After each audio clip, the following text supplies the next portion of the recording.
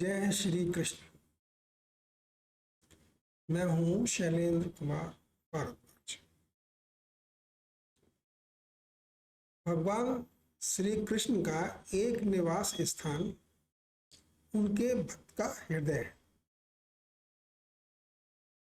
भगवत गीता में या भागवत में प्रभु जी का ये वर्णन काफी आता है कि वो अपने भक्तों के हृदय में रहते हैं। लेकिन भक्तों के हृदय में जो प्रॉब्लम है वो ये है कि वो हृदय साफ सुथरे नहीं है, क्लीन नहीं है, भगवान के निवास स्थान बनने लायक नहीं है। छोटी मोटी भक्ति तो मैंने की है और एक बार मैंने प्रभु से कहा कि आप मेरे अंदर विराजित हो जाइए,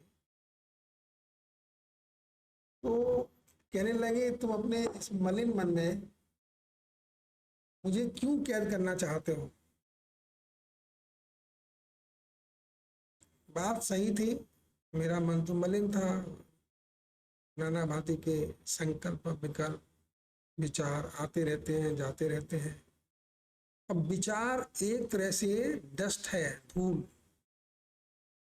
हवा चलती है तो धूल हमारे कमरों में आती है, घरों में आती है, खिड़कियों से आती है। तो ऐसे ही विचार इस वातावरण में निकलते हैं, चलते हैं, वो हमारे अंदर भी प्रविष्ट करते हैं और हमारे हृदय को गंदगी फैलाते हैं, गंदा करते हैं। और इसीलिए प्रभु जी को वो स्थान अपने रहने के लिए उपयुक्त नहीं लगता। तो दूसरा एक और बात वो कहते हैं कि देखो भाई, मुझे बोझा कतई पसंद नहीं है। और आम आदमी है, जो नॉर्मल साधारण प्राणी है, वो पूरी जिंदगी अपनी इच्छाओं का, अपनी डिजायर्स का बोझा ढोते रहता है। तो मैं उसके हृदय में आके क्या करूंगा, उसको तो बोझा ढोने में ही मजा आ रहा है। हम सभी अपनी इच्छाओं का बोझा ढोते हैं, कष्ट उठाते हैं, चलते रहते हैं, ऐसे ही जिंदगी कटती रहती है। ऐसे हृदय में भगवान श्री कृष्ण नहीं आ सकते। जो हृदय इच्छाओं से ग्रसित है, जो अपनी इच्छाओं के अधीन रहते हुए बोझा ढोते रहते हैं, उनके हृदय में भगवान कृष्ण का भला क्या काम है। इसी तरह से जिनके हृदय में अंतःकरण में हर समय बाहर से आ रही धूल धक्कड़ आंधी तूफान डस्ट के रूप में गंदगी फैला रहे हैं, उनके हृदय में भी भगवान का क्या काम।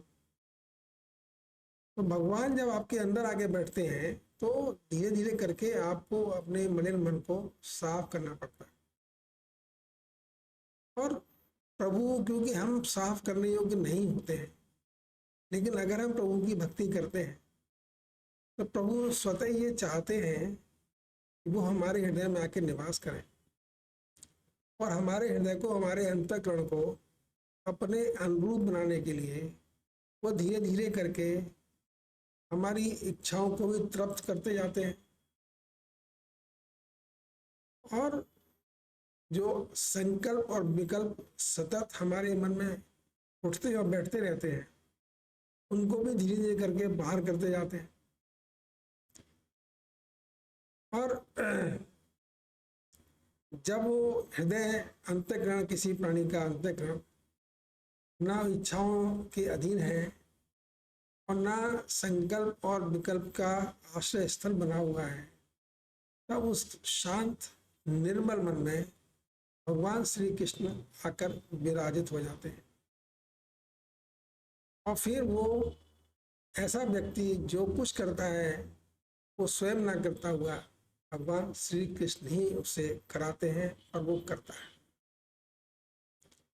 ये जो कथन है, ये जो मैं बोल रहा हूँ, यही एक वास्तविकता है।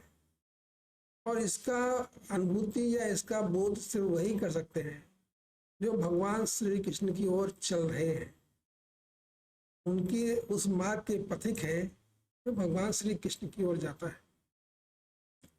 और अगर आप सोचिए, अगर हमारे मन में समस्त इच्छाएं तृप्त हो जाए, कोई इच्छा शेष ना रहे, तो उसका बोझा तो हम ढोएंगे नहीं। और हमारे मन में अगर संकल्प और विकल्प ना हो, हमें ये करना है, हमको ये नहीं करना, ये आया वो आया, तब भी हमारा मन कितना सुंदर होगा, कितना शांत होगा। तो किसी प्राणी को आध्यात्मिक उन्नति में चलते हुए किसी प्राणी को जीवन में अंतगोत्वा यही दो अवस्थाएं प्राप्त होती हैं।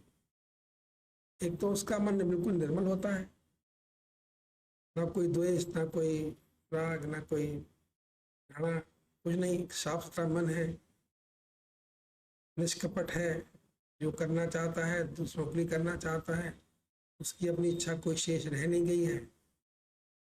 ऐसे हृदय में प्रभु आकर विराजित हो जाते। तो ये बात मैंने आपसे इसलिए कही कि मैंने कई बार ये सोचा कि मैं कहता हूँ प्रभु ने ये कहा, प्रभु ने ये कहा, भगवान ने ये बोला।